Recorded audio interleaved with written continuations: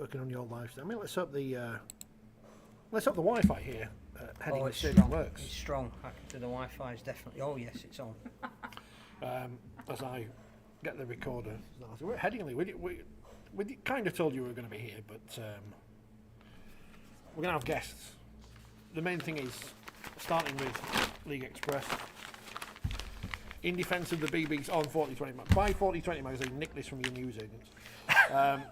Michael Brown of Stokes. We can't condemn that. No, don't do that. Behaviour. Don't do that. Michael Brown, not the former Sheffield United midfielder, I assume, of Stokesley in North Yorkshire.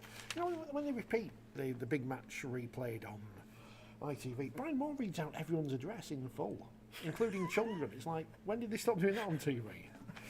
GDPR. Yeah, in defence of the BBC, it says here. And there's a long left. I'm assuming last week someone slagged off the BBC, but this week, and he says, look, North's rubbish. That's a bit harsh, isn't it? Nationally, the Super League show, although heavily derided, does exactly what it says on the tin.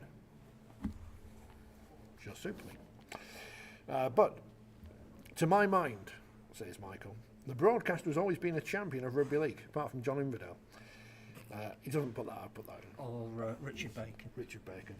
I quite like John Inverdale, which goes against my rugby league principles, but there you go. And has drawn attention to its inclusive and community-based qualities by documenting the efforts of Kevin Seinfeld, the famous American comedian. Yeah, I used to love his program. They used to put Seinfeld on a worse slot than the Super League show. Imagine that. So well done to Kevin Seinfeld there. Gets a mention in the League Express this week. We're here at Headingley. Why are we here at Headingley, Phil? It's props night. They have got 4 props from across the eras who are going to tell us their experiences and humorous anecdotes as props are wont to do. You've got Steve Pitchford, the Bionic Barrel, for those who remember. That's a great nickname. Yeah. That is a great nickname. Lancashire Trophy winner at the 1977 Challenge Cup final. Try scorer in the World Cup final that same year. Then they've got Barry McDermott, who fan of the show. I've heard of him. Yeah. He was on it once. Sky pundit, but obviously had a great rivalry with Stuart Fielden, which is never failed to be mentioned. No. Jamie Peacock, who had a similar rivalry with Willie Mason. Had a good book out as well, you understand. Never failed to be. I couldn't possibly comment on that. And somebody called Danica Preem. Never heard of it. Who obviously, it's great that they're including now women in the mix of great props. So it should be a good night. Expecting over 150 people. Pie and Peas. JJB is the host. Wow. So we thought we'd gate crash. He must have played prop at some point. Oh, he will. He played everywhere. Yeah, pretty much. He will have done. He's the. But his introduction could take the first hour and a half, I suspect. That's true.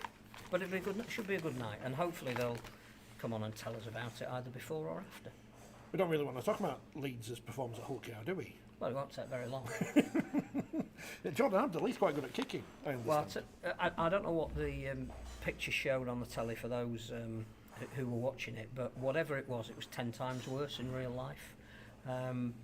The rain was absolutely cascading. There was a wind that was whipping it up, and in the first half, when Hull KR had the elements, Abdul was in his absolute prime. He was superb, and yes, there was a lot of criticism. Some of it founded on young Luke Hooley in his debut at fullback and Daryl Alfords, but watching the ball swirl around in those conditions, it was virtually impossible to predict where it was going to land. 14-0 at half-time was probably still salvageable, but Leeds conceded a try straight after the break, which summed up everything that was wrong for them during the night and emphasised how good Abdul's kicking was. And I think also there were a couple of forwards who were absolutely superb for Hull KR. And you look at the meters, and Jesse Sue was one of them. But full credit to Hull KR. You play the conditions, and whilst Leeds would prefer to presumably be on a night like tonight at Headingley that's bathed in sunlight and looking lush and green, you don't always get that at this time of year, and you've got to be adaptable. Leeds weren't, and Hull KR were, and thoroughly deserved to win. So yeah, not a great or edifying spectacle. It came down to 5 drives and a kick, and who was going to make a mistake, and Leeds made more than Hull KR did. I didn't realise until at the end of the game that Mallorca were playing football on Via Sport plus the 3 channel. I could have watched that instead, but I watched Leeds in the rain, but never mind. So Hull KR going to the derby, obviously on the back of the win this week, but as we know, it is rivals round, or is it rivals round or rivalry round? Rivals, but which some of it, yes, you get, you know, the Hull derby, Wigan Saints. Wakefield's a city, by the way, for people making videos, just in case. Cass and Wakefield, yeah, there's a logical derby. Not all of them are. You know, Catalan Warrington's turned out really well for the broadcaster, because you've got the teams that are 1 and 2 in the league, so there's there is genuine rivalry about the way they're playing this season. Not sure Leeds and Huddersfield have had a rivalry since, I think, the Championship final of 1914. But there you go. Huddersfield won that one, I assume, because they won. Yes, they were brilliant in that. The team of all talents. Ken Davey might have been there. Ken Bates wasn't there, and he might have been. Hull KR going into the derby, and of course, as we know, because it's a cliche, and if anyone says this on TV, they should be fried with electrical wires on their testicles unless they're female. And then I don't know where you'd put them. You're not doing Rugby League bingo, are you? Commentators bingo. The form book, I mean, we're next to a window here. I could throw it out there, but I haven't got one, so... Because there isn't one. No, and Hull aren't going to beat them, because Warrington put them put them through the washing machine. The Hoover washing machine that Sean Briscoe was telling us was brought to us by Hoover at half-time, as he mentioned Hoover about every 3 seconds with Helen Skelton. Well, he must have known he was on Channel 4 and was able to do so. Hoover. Warrington 34, Hull 6. It was a very entertaining first half. And what it made me think Well, it was if you're a Warrington fan. Well, not so much Hull. Yeah, but Hull are rubbish these days, so, you know, I expected it. But pound for pound, Hull FC must be the worst value for money in the Super League. Because as we know, Wakefield don't spend the salary cap and they haven't won a game yet and they can't score. But Hull, having pushed Saints the other way, well, there's no point in pushing Saints if you're going to... I'm taking everything away from Warrington here, aren't I? It's very unfair. I think Warrington were very good. Warrington were exceptionally good in the first half. I think that slight lack of ruthlessness that they showed in the second half is something... That's the next stage that Darryl Powell needs to get them to. That it's all very well being dominant at the moment, but you have to kick on. You know, we saw when Salford played Hull that, you know, they took it to 60, they never gave in. So yeah, there would be some concerns for Darryl that they didn't keep that going and replicate it. But I do think that Hull are clutching a little bit at straws to say because the second half was 6-6 that they can get something out of it. I'm not sure. I just think it.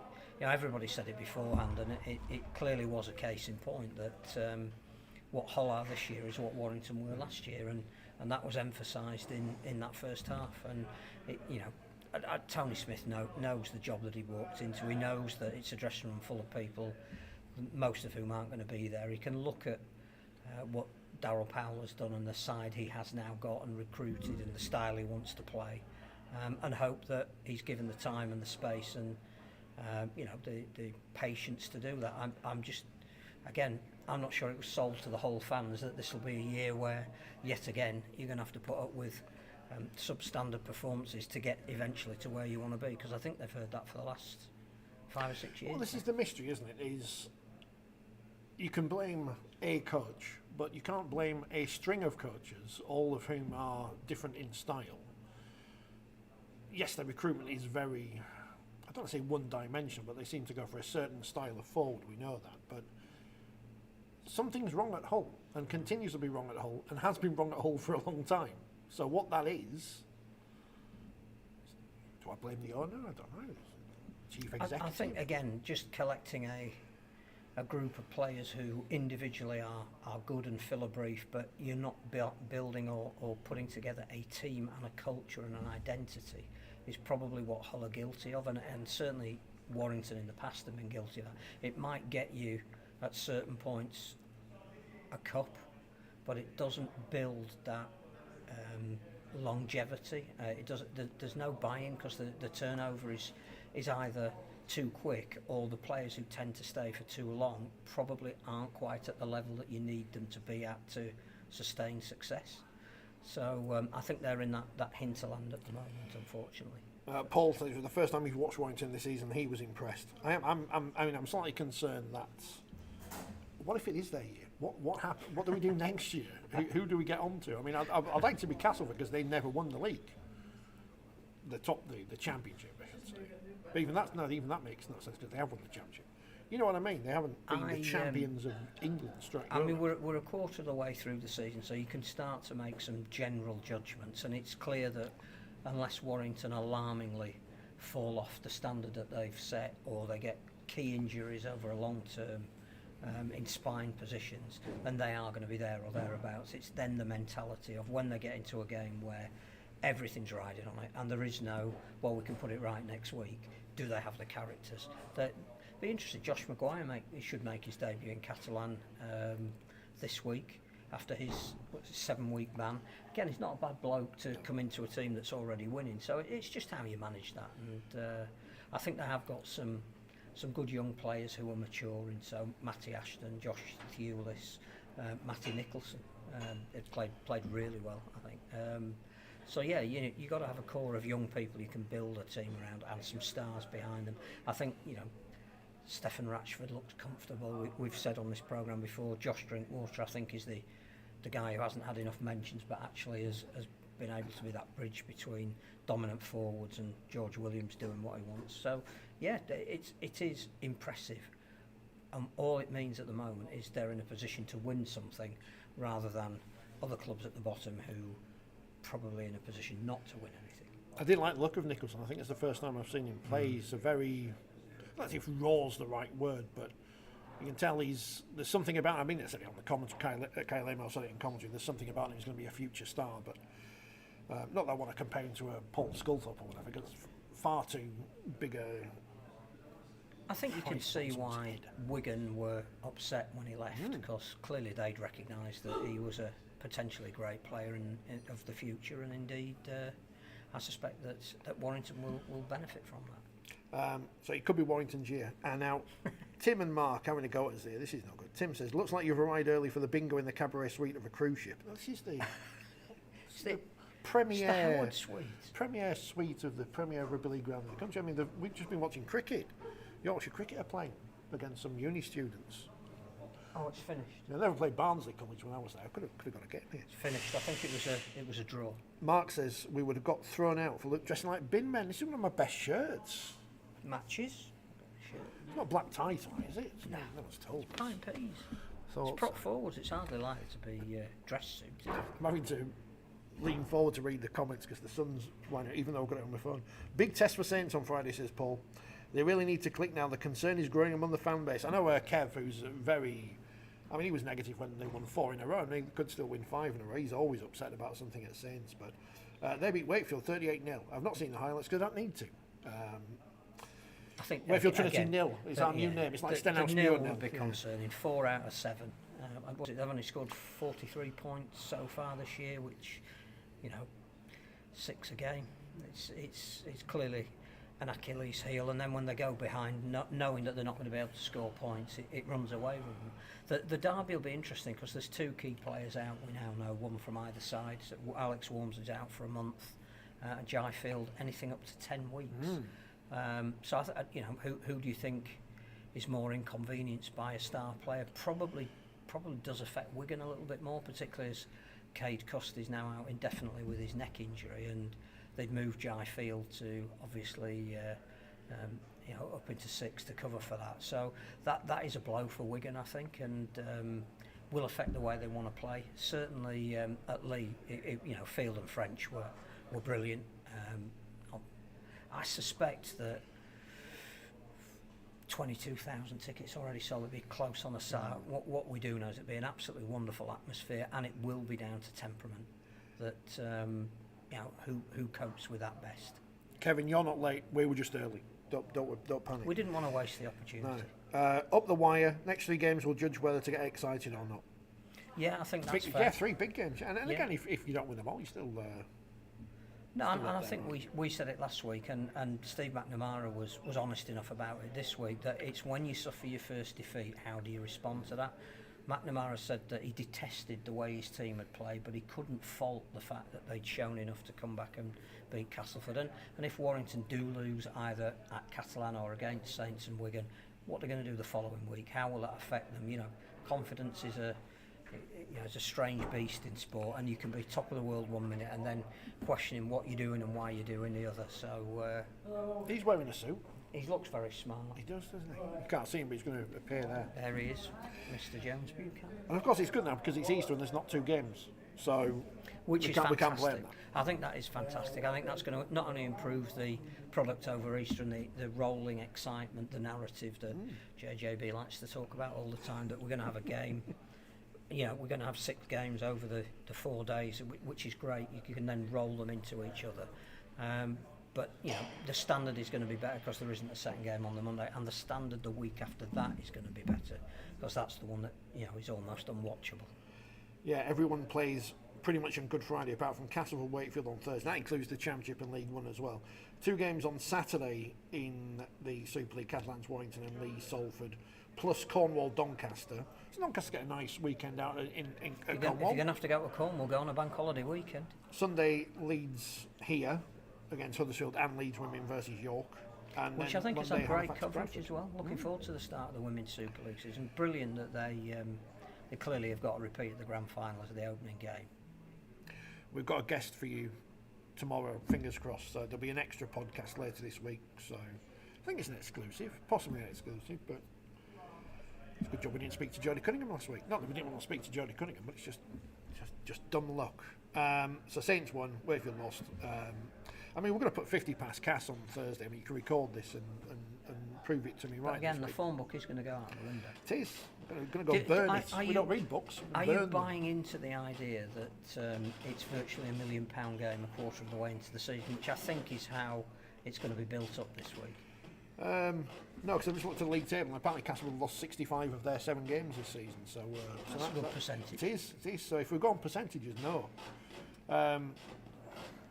I can't get annoyed and concerned by Wakefield's form, knowing that this is probably the start of the season. This is what it paid that might happen anyway. So Wakefield have picked up 3 loan players from Huddersfield, which at least is going to give them a little bit of more depth. But I think what they won't have factored in, as indeed Castleford won't have done, is the form of Lee, which even though Wigan beat them relatively convincingly this week, 3 wins out of 7 games is still a better return than most had thought. And they've got an experienced group of players that are not going to get phased if they have a run of 4 or 5 games where they don't pick up a win. I think the worry for the loser of Wakefield and Castleford is that everybody will then say there's crisis. Clearly Cass have got to overcome going to Perpignan on Saturday night to play again on the Thursday, which I think again is a really tough ask. yeah, it doesn't need to be the Thursday game, does it? I know Salford played on Sunday, so they. But it's the travel back, and it does seem to be a really tough ask for Castleford, I think. Mark, there's going to be somebody sat there in a bit. That's why there's only half. That's why there's space. When you say adjust the camera, it's my laptop. This is not some professional organisation. We've got a microphone. I know. I mean, you can't see it, but that's my actual. I use that for work. It was cheap. Salford lost to Huddersfield 26-16. Good result for the Giants. I was thinking of Ian Watson 2 years ago at Huddersfield, where they had the awful season and rebuilt. Or was that last season? I can't remember. I'm lost. Yep. And Darryl Powell last year, if they'd been managers of Chelsea, they'd been out on the radio long ago. Well, again, Huddersfield is a very good example of why there shouldn't be too much panic at the moment at Hull, because they've got Warrington as a template, and they've got Huddersfield as a template. When a coach comes in and wants to play a certain way, then he has to have the players that he knows can play that way. Normally when they arrive, they already get who's been recruited because they're taking over from someone who's built up a team that they wanted to play a different way. So, the way Tony Smith wants to play isn't the way Brett Hodgson wanted to play. The players that have been signed would have been in the mould of the Brett Hodgson way. So there will be some weeding out, there will be some moving on, and we need some players who can move the ball, not big forwards that just trundle it up all day. And the bad news for Huddersfield, of course, coming out of that win is Ashton Golding, who's been in good form, and Will Price, both injured, going into Sunday's game at big rivals Leeds. Golding's definitely out again. They've said 6 to 8 weeks. Price did leave on crutches, but they don't know the extent of his ankle injury just at the moment. Well, hopefully that means Ashton Golding's on the telly a bit more, because he's good on the telly. He is good. We do like him. Yeah. I do find that the current player adds a whole new dimension to. There's no characters in rugby league anymore. Really? There's no characters. Who says? The internet people. There's no characters anywhere. Okay. Eddie Hearn probably said it as well, but that's a yes. Mr. Hearn and his dalliances with Conor Benn at the moment. He may well be hitting out at other sports, but there are one or two things in his own house that possibly needs to be put in order as well. I think if he's watching, we'd still like him involved in the sport. We've put our eggs in a basket that I think will work out okay. We'll find out sooner rather than later anyway. First guest. Pleased to meet you, sir. Do join us. Look, do you mind if I stand up? Of course not, as long as you're on camera. If I get sat down. You may never. We might need to winch you out of the seat. Stiffen up, and that'll be me then. This is Richard. Nice to meet you. Richard, yeah. Okay. Steve Pitchford. The Bionic Barrel. If you don't mind me calling you that. That's what they used to call me, mate. One of the great nicknames of rugby league. I should warn you, we're live, just in case you. Does that mean I can't swear? Well, you can swear if you want. We don't care. We don't care. It asks me vocabulary. I am fascinated by a game you played in that I know very little about, because I don't think we got the level of information then that we would have got now. What's that? The 1977 World Cup final at the Sydney Cricket Ground. I remember it well. Which you scored a try in. Yes. And England lost. Great Britain lost by a point. They lost by a point, yeah. 13-12 against a great Australian team. If George Fairbairn kicks the goal, we win by a point, and he missed. So we lose by a point. But tell us about that game, because clearly Arthur Beetson was playing against you. It was a great Australian team. I got his last international jersey. I swapped his jersey, and it was his last international jersey, Arthur Beetson, which was a catch. But that, we had a good team out.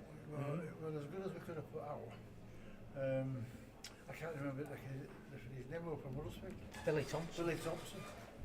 Yeah, and Stuart Wright intercepted a ball. Nobody in front of him. He could not have failed but scored in the sticks. And Billy threw his whistle for obstruction. Did Billy forget that we were in Australia? But it wasn't him that obstructed. It was an Australian who obstructed. It wasn't his fault. And he says, as soon as the bloke whistled, he said, I could have swallowed it. Yeah. But were you at your peak then, would you say, that 1977 season? I had a really, really good season. I got voted player of the season from here, 77. I got the Lance Trophy in 77. And I went to Australia and I was voted player of the tournament. So I had a really, really good season. And what was it like playing at the Sydney Cricket Ground in a World Cup final? Because there's not too many people that would have experienced what you did. It's an old adage thing, isn't it? It's like the game starts, you concentrate, you don't bother about what's around you. I never did. I never bothered what was around me. Well, I did once. We were playing the team up country, and we were red hot, and I was gagging, and I went, and there were a bloke drinking up. I said, hey, gives a drink of that kid. Yeah, so. And that 77 final against Widnes, who were the Cup Kings at the time, had in their pack the likes of Jim Mills, Bill Ramsey, who played so well up here. You'd have played with Bill. I did. So you knew what he could do. Dougie Lawton, Mick Adams. But you monstered him that day. Yeah, but you were fantastic that day. You never win a game single-handedly, but that was about as close as you could get. We were a good, steady team. We had a great balance, right? From number 1 to number 30. We had a great balance aside. We had the speed, we had the go down the middle tough players who could do that. I mean, I always remember Graham Eccles. Right? And I always say to him, he must have known everybody did grass. He never stopped. He just ran and ran, And yet tackled everything that he moved wasn't the and tackled- biggest. Yeah, He no. wasn't the biggest player, and he never got international honours. And he didn't even get Yorkshire numbers because he was up against such as like Phil Lowe, what other big ragey second row that played for Oldham. I went on tour with us. I can't remember his name. This is what you get when you. It's all right. You get like, It's all right. I'm with you. We'll go down there, and I'll sit with family, and I'll just shout out, "It was," because it'll come back to me then. I'll wake up at 3 in the morning, start Yeah. ringing people, saying I've No, remembered. it should be about 20 minutes that I can think of it. So in terms of your career, you came in as a very young player into an established team, because that team of the late 60s at Leeds was a great side. I'm trying to think of it were like Beveridge's normal fullback. There were John Atkin, Alan Smith. John Holmes There were, running the show. no, it wasn't John Holmes. The stand-off were Nick Schubert, Yeah, Seaborn, right. and the centres were Sid Sid Hines. Hines and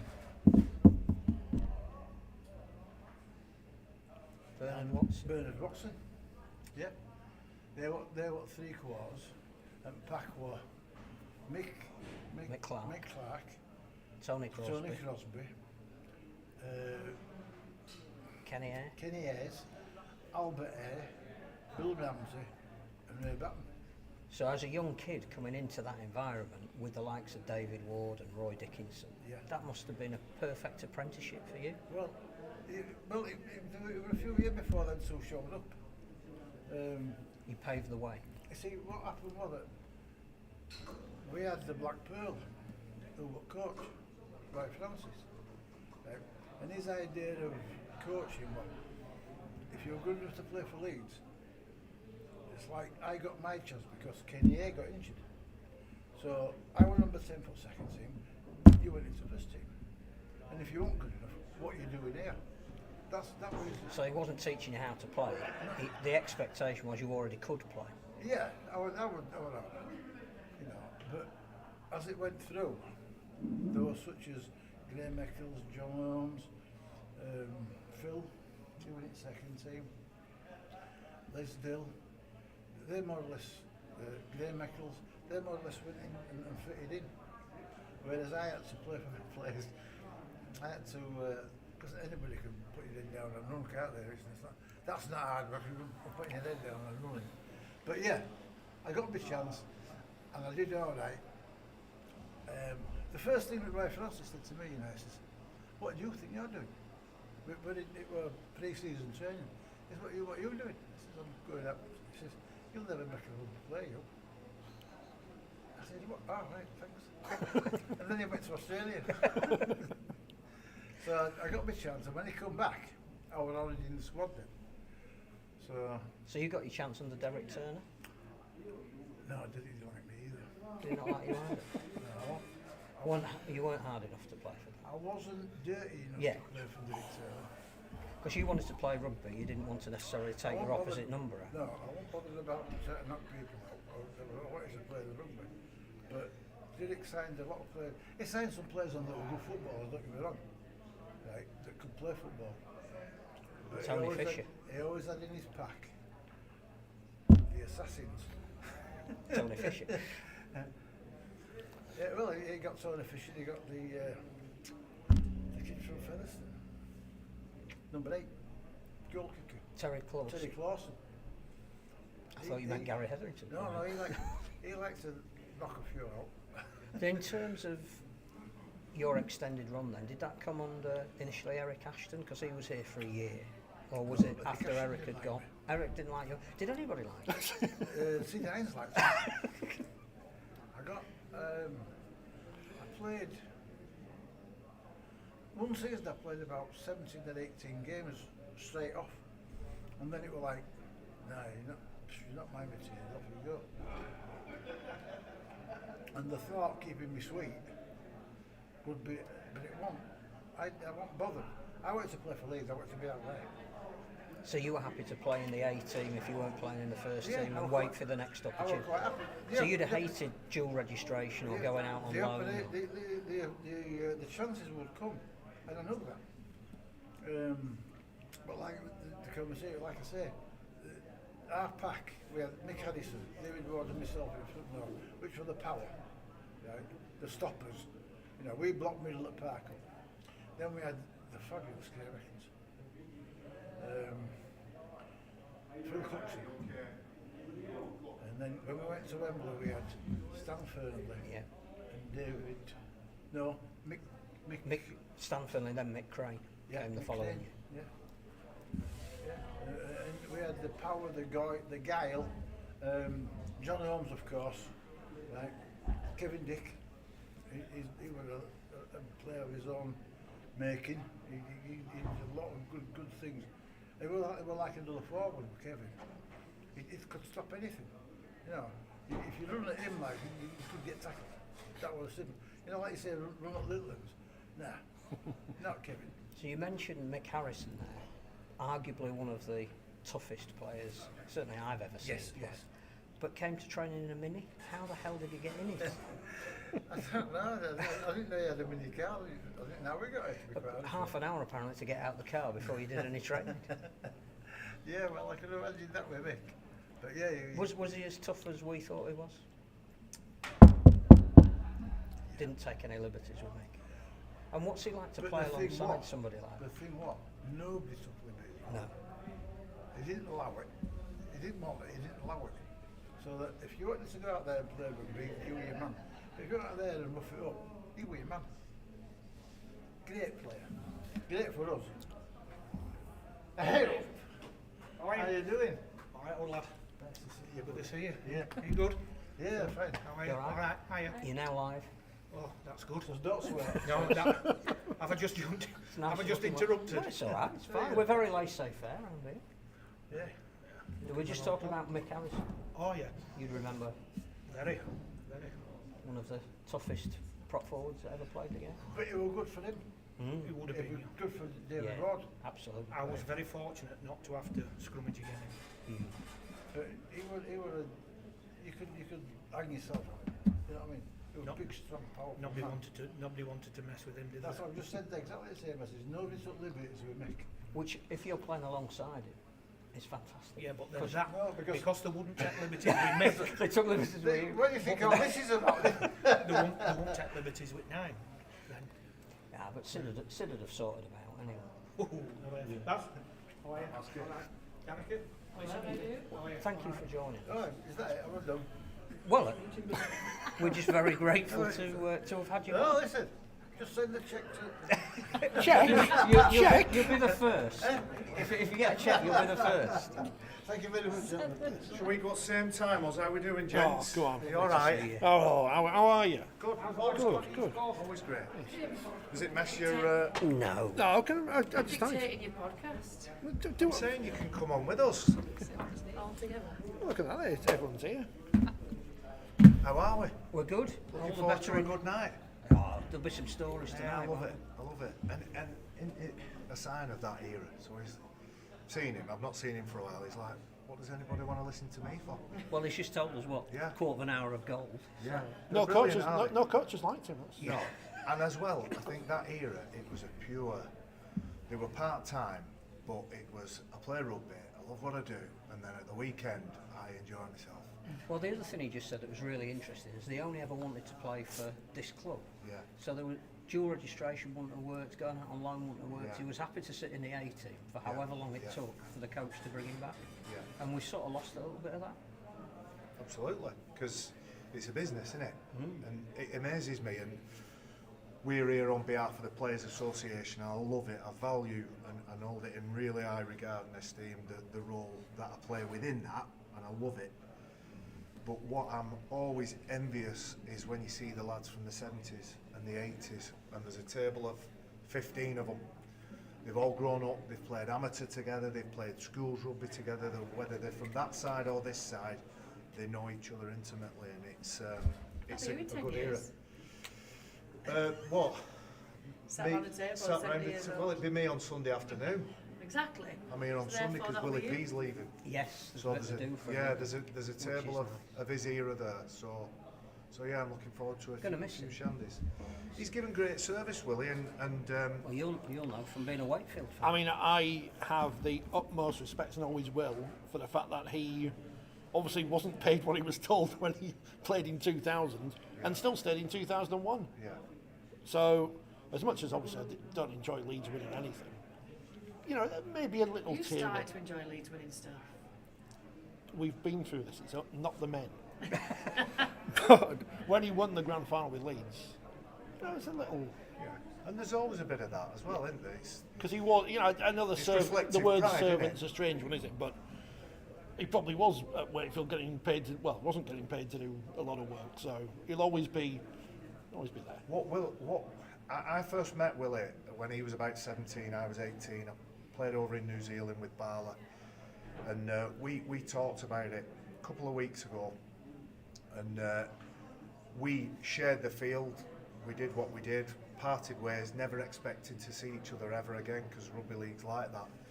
He came over on a tour, I think it was with Auckland, spent some time with a guy called Say Solomona. David Solomona's uncle, he was called Tiny, his nickname was Tiny because he was the smallest of them all. But he was still huge. But he was still 6'4" and 115 kilograms. But I played with Tiny at Oldham. Willie was staying at his house, and Willie said to me at training one night with Oldham, I've got this kid over from Auckland, he wants to see you, he reckons he knows you. And I'm blasé thinking, who do I know from Auckland? And met up with Willie again. He signed for Hunslet, signed for Wakefield, did a bit of stuff at Wakefield, and then when he learned his trade and when he was good enough, he came to the Rhinos. When he wasn't good enough. Yeah.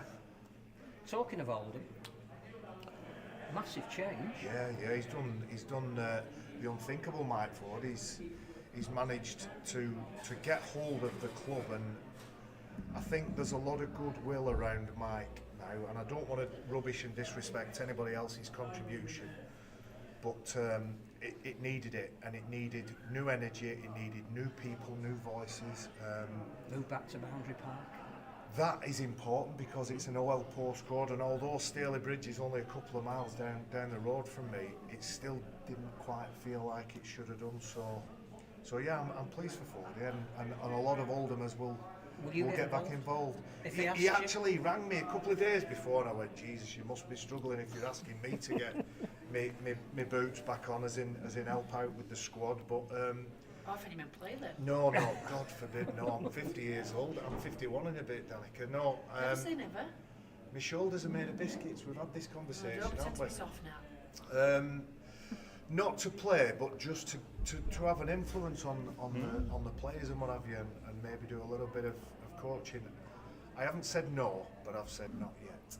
So yeah, I think it's just good. It's just got a real good feel, and they had me, you know, when they said that he'd signed on, ready to play Really? on April the 1st. Really? Yeah. On the phone? Yeah. Are you sure? I was like, what's he doing? What's he playing at? Maybe 51 inch old. That's what I was thinking. No. Yeah. It's like having Richard and Jude, you know, isn't it? But the Richard's likeable. Danica, it's a night where we're celebrating the great number 10s of Leeds. You wore 8, so was Daniel Anderson busy? No, well, I started out at 8 and 10 actually, and then I played 10 for England. You could have told me that. So, To ruin me. Well, I God. wanted you Let's to factually get into correct. trouble. We didn't I actually wanted get to given get into numbers. trouble. Didn't get given numbers until the second year. So 2018, I played like 3 numbers actually. So, but yeah, so I am up there. Thank you very much. But thank you for doing your research anyway, Richard. It's like my fun. Do you know I don't do any research? I've never done Yeah, any it wasn't research. until halfway through like the second season really that they allocated numbers and stuff. So yeah, but to be is a little bit crazy. It's that crazy roller coaster ride on, isn't it? I stand here and I'm like looking around at the company, and it's still hard to believe that I'm like alongside it sometimes. So I'm just gonna take every moment and enjoy it. How important is it for the women's game, though, that you are? Because it kicks off this weekend, and somebody has made a conscious decision to say, we need to have you on the panel, which is quite a compliment to the women's game as much as it's yourself. wicked as well, and I think I like to think that I've done a little bit for the women's game when I was playing, and now maybe for the women coming up in the media and stuff, and kind of just letting them know that there's an alternative route after. People generally think, oh, you should go into coaching or you just retire, but now I'm like, I'd never touch coaching. You don't tell them that because then they'll be after your job. Don't say that. I've already figured out who they are anyway, so it's fine. It's one of those things, isn't it? Like it's wicked to be involved. It's showing the importance of the women's game. It's putting the women on the same pedestal. Women have got a long way to come still, but if you keep tapping away and making it, it's about making it a product, isn't it? Rugby league's a product, and make the women part of that product, and then that's how they're going to grow. So, if I'm going to start be the trailblazer for the women in this side of it, then let's go. We were just talking about the Easter period and how it's different this year because it's only the one game. Sky are showing all 6, when 7 if you include the women's game, plus 3 NRL games from Thursday to Sunday. For a commentator, is it easier as a narrative to roll out of one game and into the next one rather than thinking, oh, we've got to get a whole round in on the Thursday, Friday, and we've got to get another whole round in on Monday? Because there's more than just Eddie and Steve all now, we've got sort of 2 or 3 responsibilities each. So it's enough of a bite-size exposure. The truth is, I hate missing any game. I hate it. I hated it as a player. I hate it now. Last week, or a week before, I can't remember, I watched Thursday with a pizza, sat at home with my son and my son-in-law, and we watched it on TV. Friday I was at the game, and then Saturday it was the Catalan weekend. I was in the posh seats in the director's box with a mate of mine, and I watched it in that way. But I hated it. I don't like missing any. So I see that skill as like playing. It's muscle memory, and the more you do, the better. Do you feel that, Danica? Yeah, definitely. And I think like doing the punditry stuff's easy because you're just doing the analysis, but the commentating. And because I've been out of the loop of commentating, I only did it a few weeks ago. And once I'm out of the loop, I think it's much harder to get back into the flow of it. But once you've done a few, then yeah, as long as you know what you're talking about. I think it's always helpful to have a bit of research, isn't it? Or at least know the players, know the people, know a little bit about the club's histories in terms of their stats and their playing figures. But generally, you say what you see, and you build a narrative based on the fact that you've seen what they've done the week before, or who they've got leading to. Like it's massive for Warrington, isn't it? They've had a really good spell of 7 in 7 games, but the next 3 games are actually the more important ones. Catalan away, St Helens, Wigan. So that will be the exciting ones to cover because you've got a nice build-up of where they've been, but really you're going to test them over the next 3 weekends. And I think traditionally as well, we get past Easter and we know what the runners and riders are, don't we? You can look at everybody who's gone through the squads. They've used those 2nd and 3rd in line players, so you know what quality they've got behind the 1 to 17. So I am reluctant to say it, but I think Warrington are. They've got to win the league. You can't. It's harder to make it. Too soon. Spoken too soon. Well, before a ball is kicked is too soon, which is what I've done for the last 3 years. There's 5 on it. They won't win it. Right, they'll win the league. Gamble responsibly. They'll win the league. They will win the League Leaders Shield. They will not. Okay, that's the easiest pound I've ever earned. But do you know? And I've been thinking about this over the last couple of weeks. People. Yeah. The fool and his money and all that. I've been thinking about it over the last couple of weeks, and my reference playing wise goes back to them Bradford, Leeds, derbies. Brilliant that they were. They had a big pack, they had a mobile pack, they had a couple of crafty halfbacks and some pace and some power. There's a lot of similarities between the Bradford of those really heydays for that club and Warrington, and they've got their own awesome foursome at Warrington Wolves, haven't they? And we were saying that, clearly it's a tough ride at Hull at the moment, but there's a template of what Warrington were last year, what Huddersfield were when Ian Watson arrived. It's going to be a great game, that Hull FC, Hull PR. You start with Casford and Wakefield. Yeah. Now, that's going to be a great game as well, isn't it? No, it's being built up prematurely as a £1 million game in waiting, isn't it? But it clearly isn't. But should Wakefield lose and be cut adrift and Lee playing as well as they are, it then makes the next 3 quarters of the season difficult. Yeah, absolutely. Absolutely. There's so many different directions for us to go in who talk about it. There's lots of things to get people hooked on the game, whether it's the threat of relegation or the threat of continuing a spiral of poor performances or keeping the momentum of great performances. But whoever put the rugby gods that structured the games together, they're all pretty well matched, aren't they? There isn't one where you think that's a bad team against a good team and vice versa. In terms of IMG, because I know you keeping your eye on all of that. Yeah. They're going to report on Wednesday about grading and the slight revisions to it. Are you a fan in principle of what they're trying to do? Absolutely, yeah. I've been of the thought process that we need to get outside influence. We're all that busy working in the business, we can't improve the business as a whole. We need to stand back and have a look at what the best thing to do for the actual product. We're arrogant if we think that the game itself is going to sell Super League. The game's always been brilliant. The players will always deliver, but it's not enough for some people. If they're not dyed in the wool, they're not brought into it as kids or stumble on it in the teenage years. What's going to bring them in? It's going to be those outside experience or event type things that will bring them in. So IMG have most people's full support, don't they? But it's making the game a product, like, you know, and the product sells. So I take it, Cristiano Ronaldo is one person. He has more following on social media than Manchester United and Real Madrid put together, because he's a product. Make a product of the game, get the fans in, you know, you've got to hit the bar differently now. It's not Sky Sports, BBC watching the TV anymore. It's clips of the big hits, of the big fights, of the great athletic tries. That's the product now.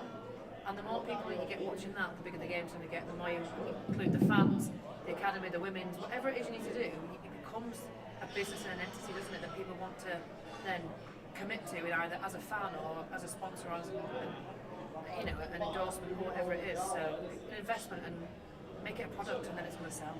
We need the players to play their part. Which they always have. We need the clubs to give that freedom to players. So how many times have we sat down, all of us, and gone, we don't know the players, we don't know the personalities, there's nobody that steps forward and puts the head above the parapet. There's a little bit of the media managers pulling them back, coaches pulling them back, saying sit down, don't make yourself a target. If they were a little bit more forthcoming, we could talk about them in more depth, we could give more layers to that character, and it is about latching on to if you're not, both know I'm not born in Leeds, but consider Leeds my team because of the time that I spent here. I'm not naturally going to come to that conclusion if I'm born in Oldham and don't get any access to anywhere else. The people that know myself, they know Kev, they know Jack now, they now follow Leeds because of the connections that they've got with us. We've got some great players in Oldham that then people who are born in Oldham are following Warrington, or they're following Salford, or they're following whoever it is, Bradford or whoever. They have that connection with that player. The players need to step up. They need to use social media. They need to give the bit of their character away and view themselves as a product. A classic example. If Yeah. Jake Connor at Huddersfield, every Come on, team's come got. on. You know, he was the fans' favourite, wasn't he, when he was here? Because he makes a point of making a bit of a spectacle of himself, march up and down the side of the pitch, getting the fans engaged. You know, he's as giddy as the fans are sometimes. He's a good product, but again, like I say, you need to do more of that. There need to be more people like that. Sam Tompkins has made a name being the villain, or whatever it is. You know, whatever he's like off the field. On that field, do you think he's the bad person on that pitch? So there are some characters, but I agree, more of that needs to happen. It's more exciting, isn't it? Pantomime.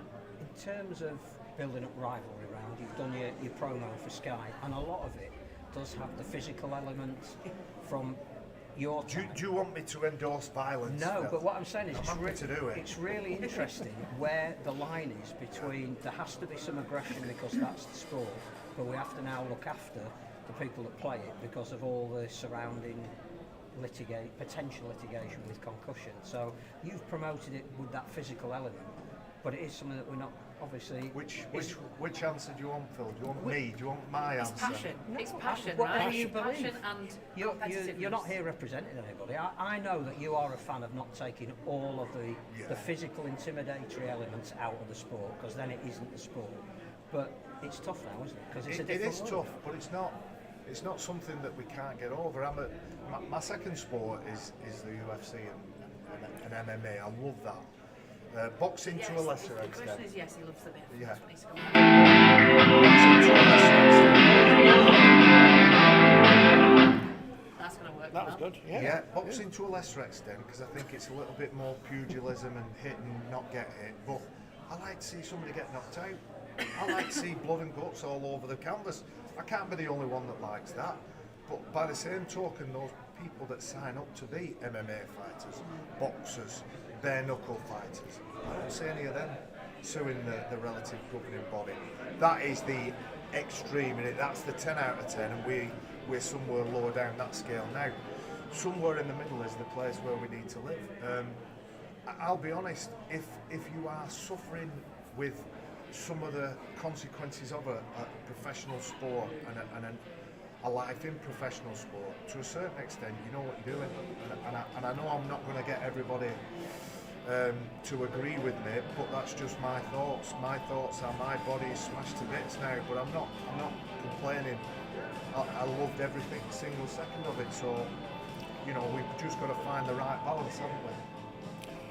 When's your TV detective series coming out? Because you're obviously in charge of these. The world's worst. Rag bags.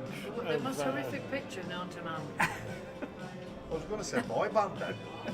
Well, The world's but Bill, It's like you're the chief. Fleetwood Mac have come back to I am Fleetwood M. Mac, yeah. You're showing your age there. Which one's James Bond of those? I mean, it's got to be Ellery. Does it? Or you don't know. Sculthorpe. Ellery. It's not anymore. Ellery, he's I won't give his real age away, but he's over 60. Well, I texted him the other day. The great thing about Ellery is it doesn't matter where I see him. He comes up to me, shakes my hand, gives me an embrace, and I still finish that embrace and look round to say, that's Ellery. Yeah. Me and him are like that. He's What do still you got do that with you? ability. He's what? That's what I do with you. I know, well, This is my pal. yeah. This is my pal, everybody. You need to get out of it. Maybe you do too then. Yeah, she knows all the famous people on the telly now. I didn't like him.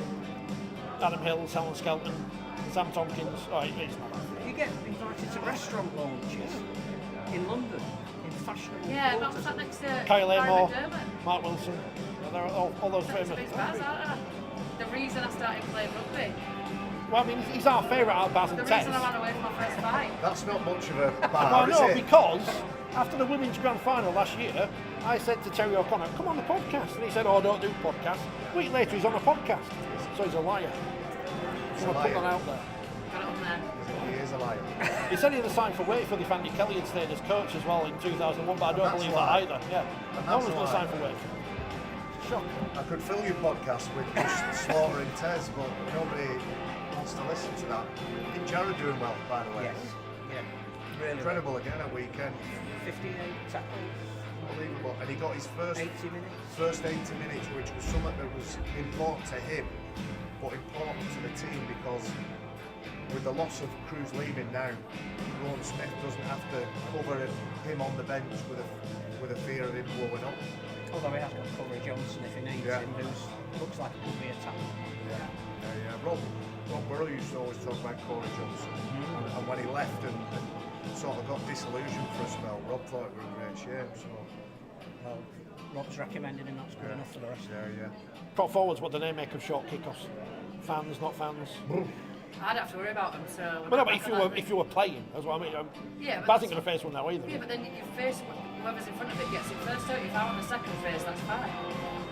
It's tactical, isn't it? How do you feel about it when they kick it, it goes to them anyway, and you've given up 30 metres of territory? Well, the whoever's on our front line should have got to it first.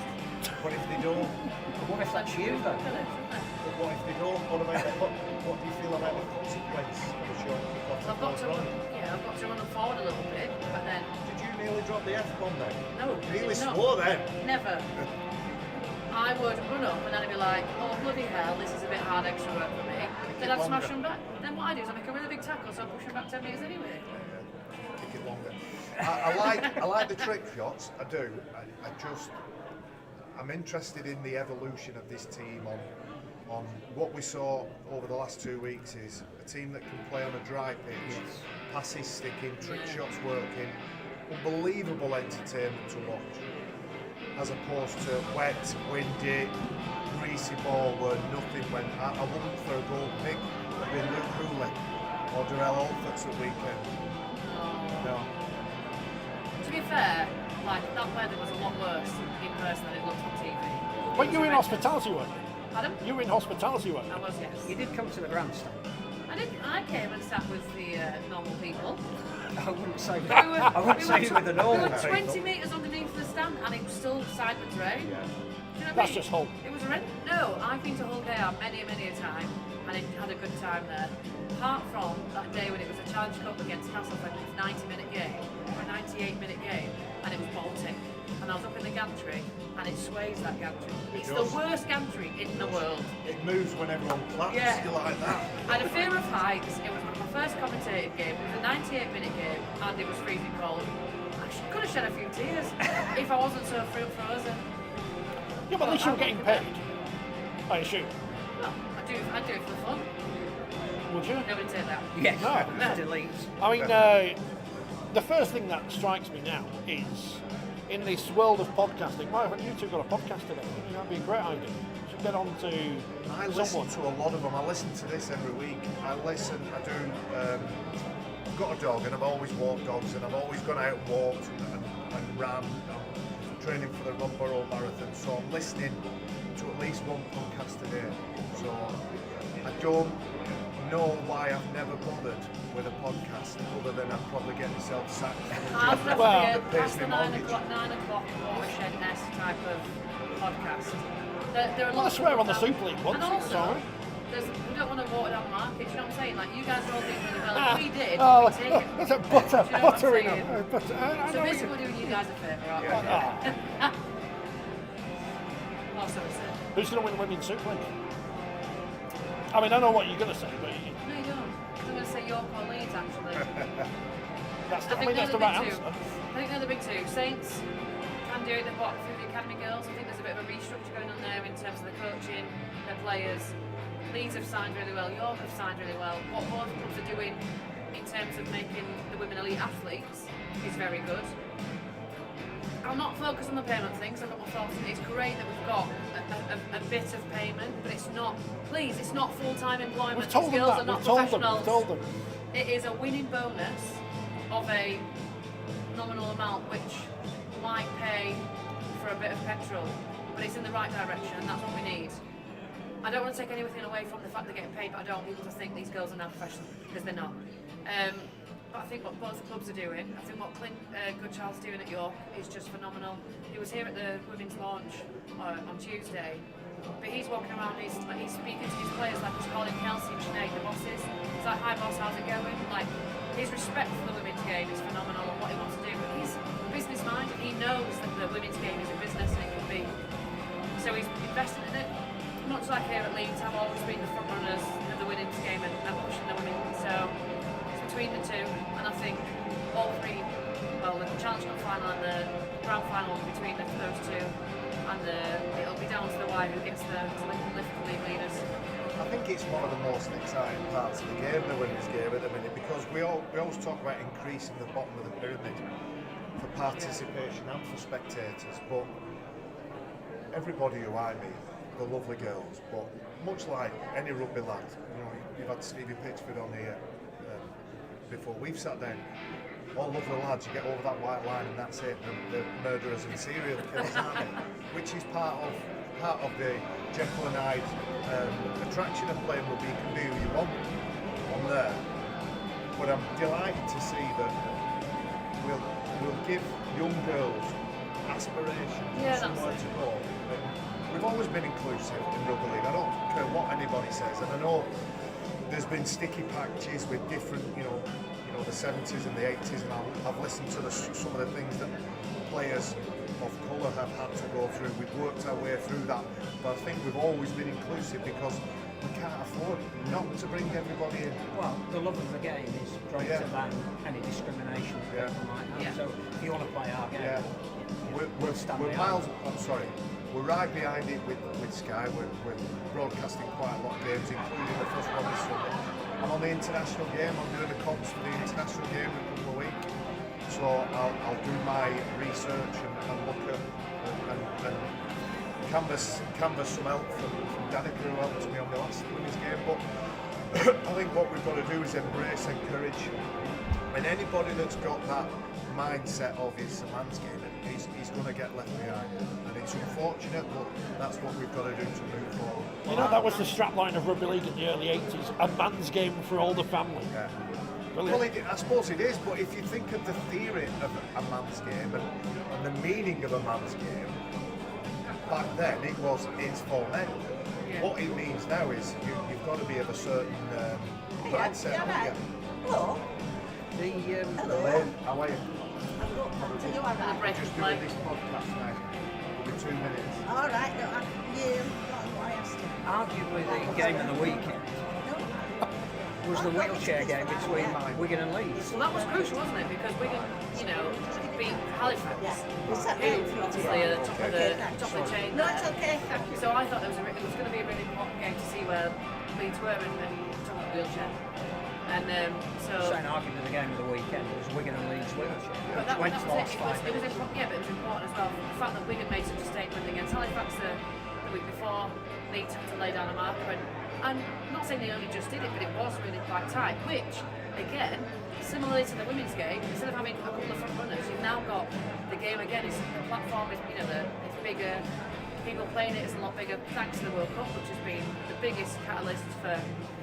I'd love to see the figures on people taking a wheelchair this season, but that makes it even better spectacle. Again, another product of rugby league that's really exciting, and I think that was the best result. Had it been a runaway score for Leeds, then not so much. But I'm really glad that there's more teams that are going to compete for the trophies this season there as well. I'm not sure they believe me when we were at the wheelchair awards a month or so back. When I was speaking to a couple of the players and the coach was saying, genuinely watching at home, it was one of the best things I've ever seen, the World Cup final. And I think they believe not that I'm being disingenuous, but that they can have that I impact loved on watching people. it on TV, and then one of my first live games was commentating, and I spent the whole time going, because the noises are ridiculous, like the actual physicality of it. I know it's. Oh, it's hilarious it's watching metal people now. see it for the first time. Absolutely But I had to hilarious. commentate, and it was like different. And it was at the Copper Box. I had the occasion, I had the stadium, I had the echo and the noise. So it was fantastic. All right. Right, JP, you're in now. Joining the podcast, yeah, the You're in. podcast now. Bringing in the big guns going. All right, okay. You sit here, man. Who's podcast? Danica, do you want a drink? yes. Does anybody want a drink? No, we're fine. wait, get on this We'll type be of stopping podcast. in a minute anyway. Yes, You'll be doing your because they're going to play this song If again. you wanted to come on, you're more than welcome. Right, all right, yeah. There's no format. Okay. We're honoured to have you. How are you? I'm all right, yeah. Yourself? Well, I'm feeling incredibly old because your son signed for his first professional contract. Yeah, that's right, yeah. He's managed to get in there part-time and do a bit. How does that make you feel? Yeah, I mean, he's got a long way to go. He's been working hard, so he understands that, it's a part-time contract, and that is what it is. At the moment, that he's done well to get this far. In the last 5-6 years, and he's worked very hard on his physicality, his size, and his game over the last 2 or 3 years, and he just needs to keep doing that. In terms of your association with the game at the moment, you're doing a lot of commercial stuff behind the scenes, you've still got links to the sport. How are you? Yeah, all right. I mean, I think my links to the game become smaller and smaller over time, but I still do a bit with Leeds. In commercial on game day, I love working with the BBC as well. It's an amazing job. So I'm very lucky to be part of that. I'm just enjoying, watching the games this year. I'm just thinking of my drive down here. We have got issues in the game. We've got a good product at the moment on the pitch, I think. I think about all the wrestling stuff we've had to go through and those kind of things. I think the product we've got on the pitch at the moment is really good and enjoyable to watch. We were talking to Barry about the physical side of it as well and how that's now being tempered because of potential litigation. Do you think we're in the right place? Do you think we're worrying too much about the fact that players play because they want to play and they know the dangers? Look, I think you know the dangers. I just think sometimes you need to be safe from yourself a little bit. You save the players from themselves by putting the right protocols in around return back to play after suffering a concussion, and also I'm just a big believer that they've got to get on top of collisions in training, like the NFL have done. I think that's as much to blame, in my opinion, around long-term damage to the brain. And I just think, we can still have the right protocols in place and not sanitise the game too much. And I think we can invite people to have athleticism and bravery still. We just need the right protocols. I think we're heading in that direction. Did you play when you knew you shouldn't have done? Well, I don't think we knew so much then. 20 years ago, concussion was related to, could be related to early onset dementia, but yeah, there's plenty of games you play when you get buzzed or you get slightly come across or knocked out and get on and play on again. That was just part of it. But unfortunately, that's changed for the players going forward. Nights like tonight where you're at Stollen and prop forwards are, and you've got Steve Pitchford from the 70s, you've got Barry, yourself, and now Danica. There'll be some stories tonight, I would imagine. Yeah, it should be good fun. Four very different players in that particular position, so it should be good. There should be some good stories all tonight, and I'm looking forward to listening to those three. Got to say about them live.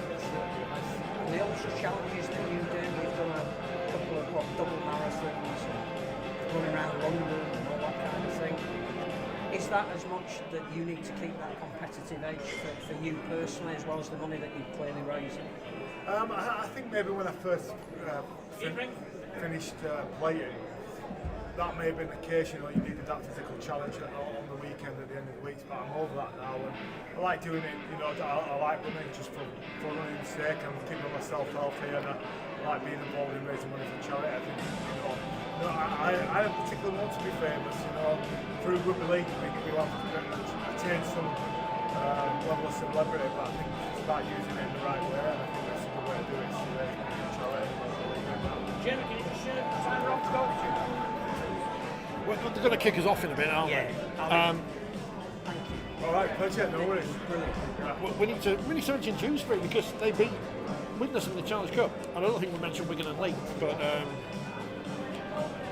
I think you're probably on the tables near the stage, and we'll just round up the weekend's news. Right, all right. Well, good luck with it. Nice to see you. Nice to see you. Yeah. Wigan beat Leeds. Did we mention that? I can't. Everything happened so long ago now. I'm back. Hello. I was here all the time, honest. I didn't go off. Dewsbury beating Widnes, so that was quite good. That is the result of the weekend. By far. And never looked uncomfortable in that game. It wasn't they've nicked it in the death kind of thing. They were always in that match, which was good. They've announced the European Championship fixtures. That's also good. Not the venues yet, or the actual dates, because there's still a bit of work to do with perhaps doing men's and women's fixtures on the same day. But yeah, the weekends that they're being played all announced, which is great. I don't think there was anything else in the cup to mention really, was it? Rochdale Mayfield put up a good fight against Newcastle Thunder. York beating Sheffield Eagles in a very game of two halves. Probably held by Danny Kerman, handicapping by getting sent off in the first half, having scored a couple of tries. But Doncaster played very well in the first half at London, but London then ran away with it. But it's getting interesting now because we're into the penultimate round before we know the 1895 semi-finalists. So there's some tasty round 5 fixtures. Wembley, with more riding on it than just the Challenge Cup. Wembley is approaching. We won't be here next Monday because it's Easter Monday, and I'm working because it's time and a half. And we'll be lying down after all the rugby will be. Exactly. So, from Headingley, we'll be back at some point in the next week. There will be a special Women's Super League preview podcast coming out in a couple of days. I'm hoping you can hear the end of this over this wonderful track, which I think we've heard 4 times. This must be the new one from the Kaiser Chiefs. But from a bustling Headingley, thanks for watching. Magazine out next week. It'll be towards the end of next week. Thanks for all your comments, especially Kevin and Mark discussing whether Saints or Warrington. It will be their year this year. I've lost